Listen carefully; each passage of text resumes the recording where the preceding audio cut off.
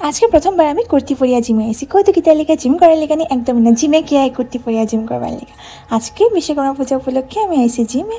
তো আমি সকাল সকাল স্নান করে আমি জিমে গেছি। আগে এখানে দেখিয়ে এখানে পূজা শুরু হয়ে গেছে কিন্তু মানুষ কেউ আইসে না। তো আমি একলা একলা খুব বেশি বড় হইতে আসলাম। তো এখানে দেখছি পূজা ফার্স্টে শুরু হয়ে গেছে। তো আমি কত সময় এখানে বইছি সবার লগে। আজকে প্রথমবার সকাল সকাল জিমে আইয়া দেখি পুরো জিম খালি, কারণ আজকে কেউ জিম করার লেখা আইসেই না। আর মেশিন সব খালি, অন্য সময় মেশিন নিয়ে কাড়াকাড়ি হয়ে যায়, এত মানুষ থাকে সকালবেলা।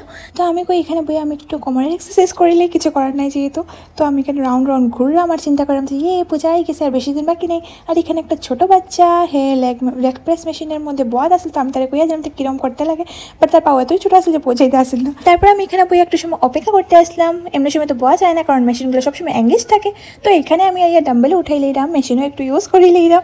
তো এরপরে দিকে অনেক সময় পরে অঞ্জলি শুরু হয়ে গেছে। তো আমি যেহেতু অঞ্জলি দিতাম তো আমি সামনে বই গেছি। এখানে বিশ্বকর্মা পূজা আই গেছে আর বেশি দিন বাকি নেই দুর্গা পূজার। তো তোমরা কে কয়টা কাপড় কিনছো আমার কমেন্টের মধ্যে জানিও, ঠিক আছে?